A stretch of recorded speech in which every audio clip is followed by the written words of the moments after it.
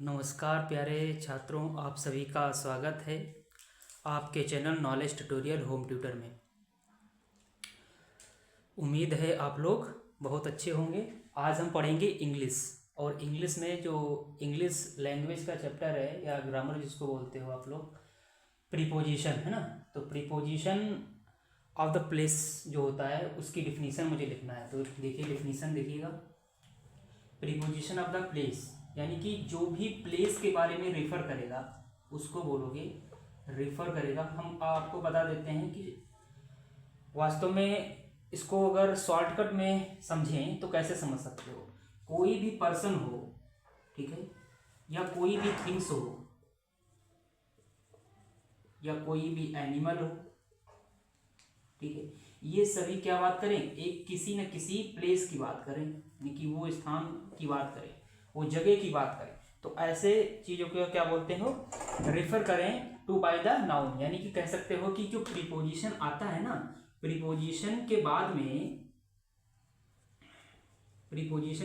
क्या आता है, कोई ना कोई नाउन आती है लास्ट में, है ना। यानी कि नाउन के पहले प्रीपोजिशन आता है। जैसे हम कहें टू मी, टू हिम, हम कहें फॉर मुकेश, है ना, किसके लिए, मुकेश के लिए। तो ये जो फॉर है ना, यही क्या है, यही एक हमारा प्रीपोजिशन है। इतनी बात आपको ध्यान रखना है। प्रीपोजिशन का मतलब ही होता है कि किसी भी नाउन या प्रोनाउन की पोजीशन को डिफाइन करना या डिटरमाइन करना या उसको निश्चित करना, है ना। तो ये शॉर्टकट में हमने समझा दिया कि प्रीपोजिशन होता क्या है। अब प्रीपोजिशन तो बहुत सारे होते हैं। जैसे पहले हमने पढ़ा प्रीपोजिशन ऑफ द टाइम, जिसमें इन था, एट था, सिंस था, फॉर था, है ना, फॉर था, ये सब थे। उसके बाद में हम पढ़ेंगे प्लेस, है ना। तो इसके बारे में हम डिफिनीशन पहले लिख लेते हैं। तो डिफिनीशन लिखो इसके बारे में। प्रीपोजिशन ऑफ द, लिखो preposition of the, preposition of the place so या सोज दिखाता है द पोजीशन ऑफ द,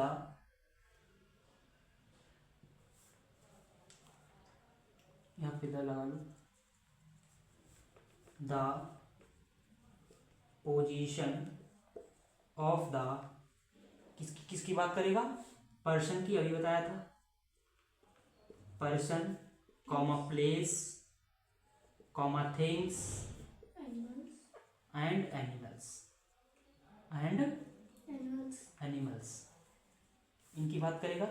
उसके बाद में क्या लिखा होगी, रिफर्ड बाई ए नाउन, यानी कि नाउन के बारे में बताएगा वो। तो लिखो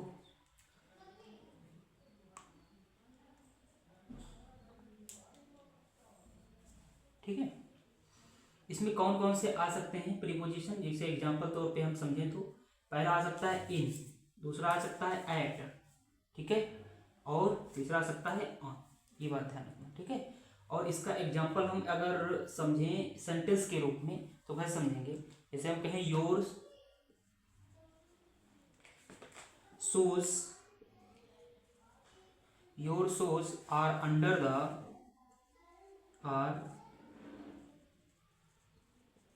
the tree,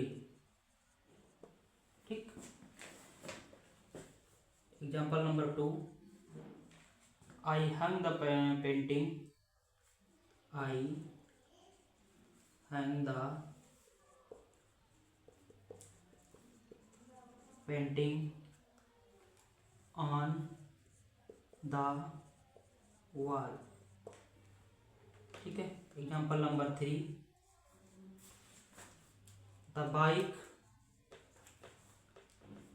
the bike is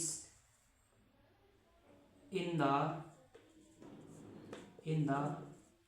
garden, ठीक है।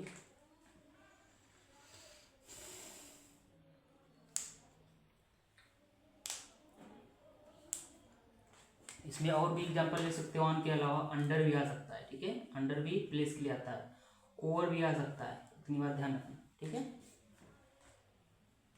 और एबव भी आ सकता है, हमने लिखा दिए थे तो समझने के लिए, बिलो भी आ सकता है, ऐसे बहुत सारे होते हैं, ठीक है, अपोजिट आ सकता है, नियर, बिहाइंड, ये सब चीज़ें आ सकती हैं, नियर बाई, ये सब प्रीपोजिशन ही होती हैं, यानी कि प्लेस के बारे में बताता है कि वो पास में है या दूर है ना, इस तरीके से। तो ये चीज़ समझ में आ गई होगी ना, है ना। एक बार और अच्छे से समझा देते हैं क्योंकि लिखा हुआ है, प्रीपोजिशन ऑफ द प्लेस, हमने प्रीपोजिशन मतलब ये टॉपिक है हमारा जो हम पढ़ रहे हैं, प्रीपोजिशन ऑफ द प्लेस पढ़ रहे हैं, यानी कि प्लेस के बारे में वो रिफर करेगा। डेफिनेशन इसकी अगर लिखने को आती है तो क्या लिखोगे, preposition of the place source मुझे दिखाता है या प्रदर्शित करता है the position of the person, किसी भी पर्सन के बारे में, किसी भी पर्सन की पोजीशन के बारे में, प्लेस के बारे में, या थिंग्स के बारे में, ठीक है, या एनिमल्स के बारे में। और रिफर किसको करता है, नाउन को, यानी कि नाउन के द्वारा वो रिफर किया जाएगा, यानी कि उसको संदर्भित कर दिया जाएगा। एग्जाम्पल तौर पे अगर हम सिर्फ समझें कि प्लेस के लिए कौन सा प्रीपोजिशन आ सकता है, उसमें इन आता है, एट आता है, ऑन आता है, अंडर आता है, ओवर आता है, एबव आता है और बिलो आता है, बीनीथ भी आता है, ठीक है, और भी सारे आते हैं, जैसे अपोजिट आता है। ये सब हमारे किसके होते हैं, प्रीपोजिशन ऑफ द प्लेस के लिए होते हैं। एग्जाम्पल तौर पे अगर हमने सेंटेंस में यूज करके हमने देखा तो हमने बनाया sentence, your shoes are under the tree, तुम्हारे जो शूज रखे हुए हैं वो किसके, पेड़ के नीचे रखे हुए हैं, या यहाँ पर पेड़ ना लिखो तो सबसे अच्छा रहेगा टेबल के नीचे, अंडर द टेबल, ठीक है।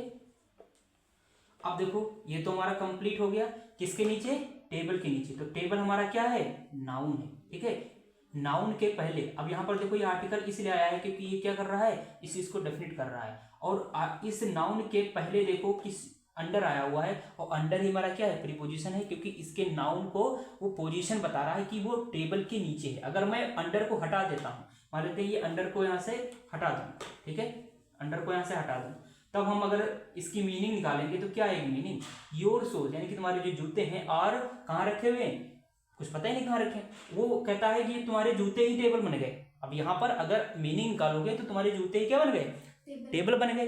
तो टेबल और उस शूज के बीच का जो रिलेशन है, या कह सकते हो उसका जो रिलेशन है, या उसको कह सकते हो कि जो कनेक्शन है, वो कौन बिठाता है, एक प्रीपोजिशन बिठाता है, यानी कि पोजीशन हमारी बताता है। तो यहाँ पे जो जैसे हम अंडर लगा देंगे, इसका मतलब पता चल गया कि उस टेबल के नीचे रखे हुए हैं, है ना। अब इसी तरीके से ये चीज समझ में आ गई होगी, ऑन द, यहाँ पे ऑन है, ऑन द वॉल, ठीक, लिखा है आई हंग, हम ये V2 है, ध्यान रखना, V2 मतलब समझते हो, वर्ब का सेकंड फॉर्म, द पेंटिंग, मैंने पेंटिंग को टांग दिया कहाँ, वॉल पर। अब यहां से वहां ऑन हटा दिया जाए, मान लेते हैं प्रीपोजिशन हटा दो तो क्या है, आई हैव द पेंटिंग, मैंने पेंटिंग टांगा वॉल। अब इसका कोई मीनिंग नहीं निकल रहा, तो यहाँ पर हमने क्या लगा दिया, ऑन लगा दिया। अब किस पे वो टंग गई, उस दीवार पर टंग गई। तो यहाँ पे पर की मीनिंग जो दे रहा है, यानी कि वो स्थान की बात कर रहा है कि दीवार पर हमने टांग दिया, तो वहां पर क्या आएगा, ऑन आ जाएगा, क्योंकि ऑन हमारी प्रीपोजिशन है। यहाँ पर द इसलिए आया हुआ है क्योंकि ये आर्टिकल है, और नाउन के पहले आर्टिकल देखो दो होते हैं, एक होता है डेफिनेट आर्टिकल, एक होता है इनडेफिनेट आर्टिकल, ठीक है। तो ये हमारा क्या है, ये है इंडेफिनिट आर्टिकल, क्योंकि द हमारा क्या होता है, इंडेफिनिट आर्टिकल होता है जो इंडेफिनिट चीजों के लिए आता है। क्यों, क्योंकि वाल कोई पता नहीं कौन सी वाल है ना, जब डेफिनेट होता है तब तो हमारा ए और एन आता है, वो एक है कौन सा है ना, इस चीज को। तो यहाँ पर हम कह सकते हैं कि द वाल जो है हमारा क्या है, द वाल हमारा एक तरीके से पूरा एक नाउन क्लास है, और इसके बारे में जो बता रहा है पोजीशन को, वो ऑन है। अब हम बात करेंगे the bike is in the garden, कहता है जो बाइक है ना वो गार्डन में है, कहाँ है, गार्डन में। सीधे हम कहें इन हटा दें, इन हटा दें तो क्या आएगा, द बाइक इज गार्डन, तो बाइक ही गार्डन बन जाएगी, है ना, बाइक क्या बन जाएगी, गार्डन बन जाएगी। तो इसका मतलब ये है कि यहाँ पर अर्थ का अनर्थ बन जाएगा, मीनिंग नहीं निकलेगी, इसलिए यहाँ पर क्या लगा दिया हमने, इन लगा दिया, कि हमारी जो बाइक है ना वो हमारी गार्डन में है, इन द गार्डन। तो ये हमारा नाउन है, और नाउन के पहले हमारा प्रीपोजिशन इन आया हुआ है, तो ये हमारा क्या है, प्रीपोजिशन ऑफ द प्लेस, इन भी, ऑन भी और भी। इसी तरीके से दूसरे एग्जांपल भी कर सकते हो, ठीक।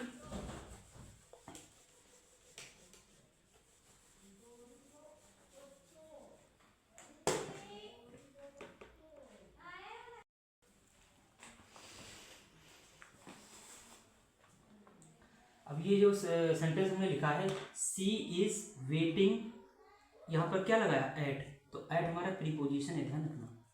और द बस स्टॉप, वह वेट कर रही थी बस स्टॉप पे, है ना, यही तो इसका मीनिंग निकल रहा है। अगर मैं एट को हटा दूं, क्या एट को हटा देता हूं, तब क्या मीनिंग निकलेगी इसकी, she is waiting the bus stop, इसका मतलब है मैं बस स्टॉप का वेटिंग कर रहा था, है ना।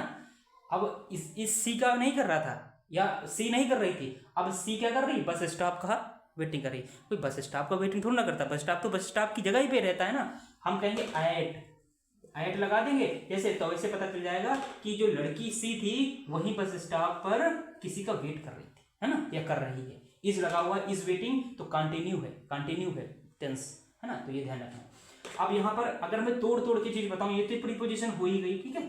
अगर मैं तोड़ू पार्ट स्पीच में बताऊं कि ये कौन सा है, तो ये हमारा प्रोनाउन है।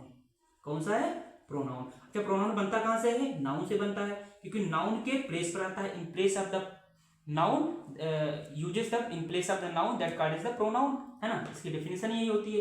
इसका मतलब सी कोई लड़की होगी उसके स्थान पर इसका यूज किया गया है ना। मान लेते हैं नाम हुआ कमला, क्या नाम है, कमला, कमला को हटा देते हैं, वहां पे सी लगा देते हैं, तो ये कमला एक तरीके से नाउन है, और यही ये इसके लिए क्या यूज हुआ, प्रोनाउन है। तो इतनी बात आपको याद रखनी है ना। तो ये हटा देते हैं यहाँ पे, इसको लिख देते हैं प्रोनाउन। इज हमारी क्या है, इसको कहते हैं हेल्पिंग वर्ब, क्या कहते हैं, हेल्पिंग वर्ब, है ना। इसी को दूसरी इसका दूसरा नाम है ऑक्सिलरी वर्ब, या इसी का नाम है लिंकिंग वर्ब, यानी कि लिंक करने का काम करता है इसको और इसको। तो इस तरीके से हम कह सकते हैं ये हमारा हेल्पिंग वर्ब बन गई, HV। इस वेटिंग को क्या कहेंगे, मेन वर्ब, क्या कहेंगे, मेन वर्ब। हमारा जो मेन है इंतजार करना, तो वो हमारी मेन हो जाएगी, मुख्य। और ऐड तो हमको प्रीपोजिशन बता ही दिया है, क्योंकि हम प्रीपोजिशन पढ़ रहे हैं। द क्या है, आर्टिकल है, क्या है, आर्टिकल है। और बस स्टॉप क्या है, नाउन है। ध्यान रखना इस बात को, क्योंकि नाउन के पहले ही आर्टिकल आए चाहे प्रीपोजिशन आए, ये नाउन के पहले ही आते हैं, अकेले नहीं आ सकते, ठीक है। समझ में बात, समझ में नहीं है, ठीक। तो नोट कर लो इसको, फिर आगे बढ़े।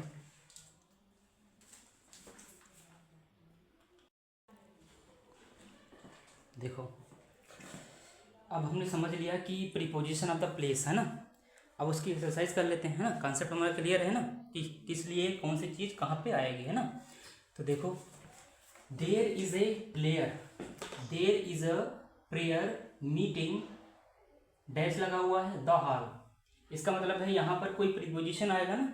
अब उसमें ऑप्शन में दिया है एट, इन, ऑन। अच्छा कौन सा लगाते हो, हॉल पर मीटिंग कब हो रही होगी, या इन उसके अंदर हो रही होगी, या एट, या उस एट लगा हुआ, मतलब कौन सा आ सकता है इसमें, देखो सही, हाँ हाँ, इन द हॉल ना, हॉल के अंदर प्रेयर हो रही थी, तो यहाँ पे क्या लगाओगे, इन लगा दोगे, है ना। तो ये टिक कर दो। Let us meet. अच्छा एक बात बताओ, जब लाइब्रेरी कोई प्लेस होगा, लाइब्रेरी जहाँ पे होगी वो स्थान होगा, प्लेस होगा, है ना, कहाँ पे बात कर रहा है। लाइब्रेरी के अंदर लेट अस मीट मिलते हैं, लाइब्रेरी के अंदर मिलते हैं, नहीं तो अंदर तो नहीं मिलने देगा तुमको, भाई मिलने का मतलब बातचीत भी तो होगी, तो इन तो कभी हो नहीं सकता। इलिमिनेशन हमारा मेथड लगाओ, मतलब हमारा कौन हो नहीं सकता, जब ये पता चल गया ये नहीं हो सकता, तो पता ही चल जाएगा कौन सा होगा, है ना। जब शरीफ हमने अलग कर लिए तो चोर तो पता ही चल जाएगा। तुम चोर को ढूंढ लो, चोर मत ढूंढो, शरीफ को ढूंढो पहले। देखो इधर let us meet dash the library, तो यहाँ पर देखो ये इन नहीं होगा ना। ऑन द लाइब्रेरी, लाइब्रेरी के ऊपर, लाइब्रेरी के ऊपर भी नहीं, कहाँ, एट लगा दो, क्या लगा दोगे, ये स्थान है, ये प्लेस है। कीप द बुक, कहता है जो बुक रखी है ना, किस पे रखी है, टेबल पर। अच्छा कहाँ लगा दो, इन द टेबल, टेबल के अंदर नहीं ना, on the table, on the table. For the नहीं, ये क्या लगा था, एट भी नहीं होगा, क्योंकि स्थान की बात नहीं कर रहा। वो टेबल है ना, वो टेबल के टेबल पर रखी, तो यहाँ पे ऑन लगा दो, नहीं लगा दो। फिर कहता है दे लिव। अब बताओ एट, अच्छा लंदन जो है ना, ये सबसे मतलब बड़ा शहर है, तो ये स्थान की बात कर रहा है। अब जब लार्ज कोई स्थान होता है, जो प्लेस होता है, दो बात ध्यान रखना, कोई स्मॉल छोटा सिटी, टाउन है, कस्बा है, उसके लिए एट आता है, ध्यान रखना इस बात को। और अगर कोई बड़ा स्थान है, कोई बड़ा शहर है, बड़ा सिटी है, या बड़ी कैपिटल है, तो उसके लिए क्या आता है, इन आता है, ध्यान रखना। तो इन एट में ये अंतर होता है, तो एट तो आएगा नहीं, क्यों, क्योंकि वो छोटा स्थान नहीं है, लंदन बहुत बड़ा स्थान है। ऑन किसी लंदन पर रहता होगा, लंदन पे थोड़ा ना, लंदन तो एक शहर है। और फॉर लंदन के लिए, उसके लिए भी नहीं रहेगा, इन लगा दो, क्या लगा दो, इन लंदन में रहता है, यहाँ पे इन आ जाएगा। हमने क्या बताया, एलिमिनेट करो, पहले एलिमिनेशन मेथड लगाओ, कौन हो नहीं सकता। जब पता चल गया कि ये नहीं हो सकता तो पता चल जाएगा कौन होगा। आई एम वेटिंग, मैं वेट कर रहा हूँ, फॉर यू, तुम्हारा। कब भैया, बस स्टॉप। अच्छा बस स्टॉप पे वेट करेगा ना, ऑन लगाओगे या फॉर लगाओगे, एट लगाओगे, एक एट लगाओ, क्योंकि हमारा बस स्टॉप कोई एक स्थान होगा, प्लेस होगा, है ना। तो ये ऑन नहीं हो सकता, फॉर नहीं हो सकता, एट हो जाएगा। सी सेट, वो बैठी है, कहाँ बैठी है, she set that as her parents. अब कहता है सी सेट, अब देखो बैठी है अपने पेरेंट्स के, बोलो क्या मीनिंग आ रही है, अपनी पेरेंट्स के ऊपर थोड़ा ना बैठेगी, ना उसके अंदर बैठेगी, ना तो पेरेंट्स कोई जगह है, तो इसका मतलब है विद लगा दो। क्या लगा दोगे, विद। ये बेटा जानते हो क्यों हुआ, ये जो हमारा सेंटेंस है, ये एग्जांपल जो है ना, ये इसका नहीं है, प्लेस का नहीं है, ये दूसरा सेंटेंस आएगा। ये एक्सरसाइज हम कर रहे हैं, शायद मिक्स वाला है ना। द बॉय हिड, हिड में होता है छिपना, छिपाना है। कहता है जो बॉय है ना, लड़का जो है, वो छिप गया। कहाँ छिप गया, ट्री के ऊपर छिपेगा। ऊपर भाई ऊपर कैसे छिप सकता है, ऊपर तो दिख जाएगा, फिर ट्री के साथ छिपेगा नहीं, बिहाइंड। क्या लगा दोगे, बिहाइंड, उसके पीछे छिप गया। नोट कर लो, बस समझ में नहीं तो मीनिंग पहले निकाल लो क्या आ रहा है, उसके अनुसार यूज देख लो, और उसके बाद ये भी देख लो कि कौन हो नहीं सकता। जो हो नहीं सकता इसका मतलब है जो हमने एलिमिनेट कर दिया, ये नहीं होगी, ये नहीं होंगे, इसका मतलब पता चल जाएगा कौन सा होगा। बस ये बात है। जब रॉन्ग पता चल गए तो सही हो रहा है, तो आराम से पता चल जाएगा।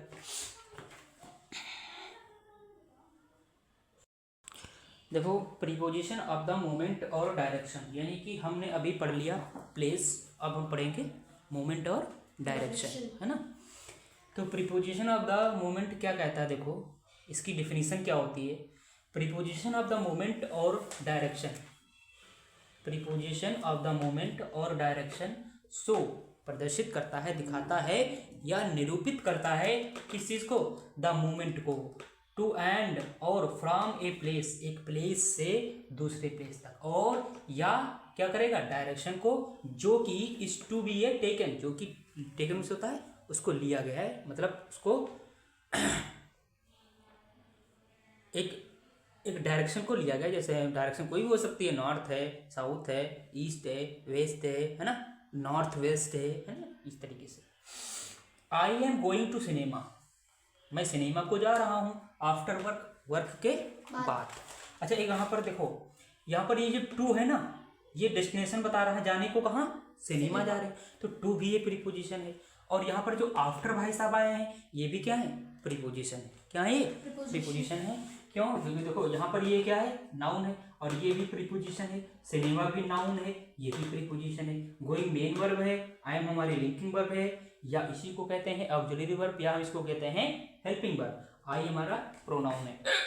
तो ध्यान रखो, आफ्टर और टू ये दो प्रीपोजिशंस में यूज हुए हैं, एक हमारा आफ्टर, एक हमारा टू। टू किस लिए आएगा, डेस्टिनेशन के लिए आएगा। अब देखो टू डेस्टिनेशन के तो आएगा, लेकिन यहाँ पर एक डायरेक्शन की बात कर रहा है, यानी कि सिनेमा की तरफ जाने की बात कर रहा है। सिनेमा कोई डायरेक्शन में भी होगा ना, तो यहाँ पर हम कह सकते हैं जो टू आया है वो डायरेक्शन के लिए आया है ना, और जो आफ्टर आया है ये बाद की बात कर रहा है, इसके बाद, तो ये टाइमिंग के लिए आया है ना। ये किसके लिए आया है, टाइमिंग के लिए। इसका मतलब है एक सेंटेंस में दो प्रीपोजिशन यूज हो सकते हैं, है ना।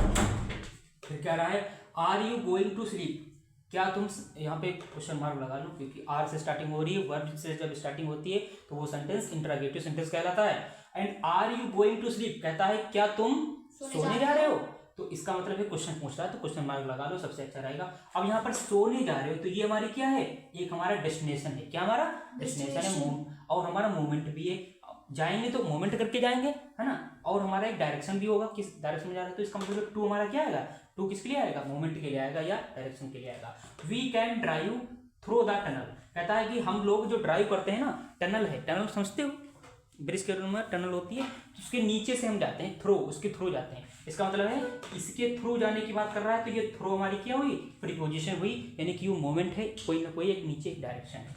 And the Columbus sailed, Columbus sailed, Columbus sailed, यहाँ पर क्या रहा है, डैश, यहाँ पर कोई प्रीपोजिशन कोई आएगा, ठीक है। और यहाँ पर क्या लिखा हुआ है, अटलांटिक। तो यहाँ पर देखो जो कोलंबस था ना, कोलंबस एक नाम है, ध्यान रखना, किसी पर्सन का नाम है। कौन पर्सन है, अब जिसने अमेरिका की खोज किया था, किसने किया था, अमेरिका की खोज जिसने हाँ, अमेरिका की खोज किया था, वो नई दुनिया खोजने चला था, है ना, वो धीरे धीरे नई दुनिया खोजते खोजते अमेरिका खोज दिया, है ना। तो वही ये कोलंबस है। 1492 में इसने नई दुनिया खोजने चला था, लेकिन अमेरिका को खोज करके रख दिया, है ना। इतनी बात ध्यान रखना, यानी कि उसी नई दुनिया का नाम ही अमेरिका रख दिया। ठीक, तो ये वही भाई साहब हैं ये कोलंबस, यानी कि साइंटिस्ट। अब देखो ये सेड किस, यहाँ पर प्रीपोजिशन आएगा अक्रॉस, क्या आएगा, across, across, across the Atlantic, यानी कि अटलांटिक के उस पार। अक्रॉस मतलब होता है एक छोर से दूसरी छोर की तरफ। जैसे हम कहें तुम उस ब्रिज के उधर हो, हम इस ब्रिज के इधर हैं, इसका मतलब है I am across to, I am across the bridge, है ना। तो हम ब्रिज के उधर हैं। अब हम बात करेंगे छोर की, छोर मतलब हम इस छोर में तुम उस छोर में, इसका मतलब है एक किनारे की जब बात करेगा तो वो बात करेगा या इसके पार की बात करेगा, है ना, किसी के पार। तो ये अटलांटिक को पार करके, यानी कि अटलांटिक जो महासागर है उसको पार करके कोलंबस आया हुआ था। तो उसने यही लिखा है कोलंबस सेल्ड। सेल्ड मतलब होता है नाव पे चलने को सेल्ड कहते हैं, ठीक है। तो Columbus sailed across the Atlantic, तो अटलांटिक को क्रॉस करके वो सेल करके आया हुआ था। ठीक, इतनी बात समझ में आ गई। तो ये हमारी सारी प्रीपोजिशन है। पहले में यूज किसका हुआ, भाई साहब, टू, आफ्टर का यूज हुआ, फिर टू का यूज हुआ, है ना, स्लीप के लिए, फिर हमारा थ्रो आया टनल के लिए, अक्रॉस आया अटलांटिक के लिए, क्योंकि वो पार कर रहा था। अटलांटिक को पार करके उसने एक नई दुनिया की खोज की जिसका नाम अमेरिका रखा। 1492 में कोलंबस था जो अमेरिका का मतलब कोई ऐसे एक नाविक था, ऐसे समझ सकते हैं। बाद में इनका साइंटिस्ट का नाम रखा गया, अमेरिका की खोज करने की सब चीज़ें पढ़ते हैं हम लोग ना। तो ये सब चीज़ें कंप्लीट हो गई ना। Yes sir. चलो आज के लिए इतना ही। नमस्कार प्यारे प्रिय छात्रों, आज हमने पढ़ लिया है preposition of the moment, direction और प्रीपोजिशन ऑफ द प्लेस, है ना। दोनों चीज़ें हमने ख़त्म कर दिया है और कुछ चीज़ें बची हुई हैं, एक्सरसाइज है जैसे, और एग्जाम्पल कुछ हैं वो कल हम बात कर लेंगे सेकंड पार्ट में, है ना। और उसमें अभी हमने टाइम तो पढ़ ही लिया है, प्लेस भी पढ़ लिया है और मोमेंट और डायरेक्शन भी पढ़ लिया है, और जो भी पढ़ना होगा, जो भी रिमेनिंग होगा वो पढ़ लेंगे। आप लोगों से यही एक विनती है या रिक्वेस्ट है कि वीडियो को जितना हो सके लाइक, शेयर, सब्सक्राइब और कमेंट में ज़रूर बताएं कि कौन सी चीज़ अच्छी लगी और कौन सी चीज़ कहाँ पे इम्प्रूवमेंट करने की ज़रूरत है, ठीक है। और दूसरी बात है, जब तक आप शेयर नहीं करेंगे, यानी कि हम सब्सक्राइब नहीं करेंगे, यानी कि हेल्प नहीं करेंगे, तब तक हम आपके बिना हम अधूरे हैं, ऐसे समझ सकते हो, है ना। तो आपका ही कर्तव्य है कि जितना हो सके उतना आप इसको शेयर कीजिएगा और उन बच्चों के पास भेजिएगा जिनकी वास्तव में पढ़ने मतलब क्लास 7th 8th 6 में पढ़ रहे हैं, इंग्लिश ग्रामर पढ़ना चाहते हैं, समझना चाहते हैं कि वास्तव में प्रिपरेशन होता क्या है, कैसे यूज होता है, कौन सा, है ना, ये सब चीज़ें। तो कहने मतलब उसकी पढ़ाई में थोड़ा ग्रो दिखेगा, है ना। मेरी यही कोशिश रहती है।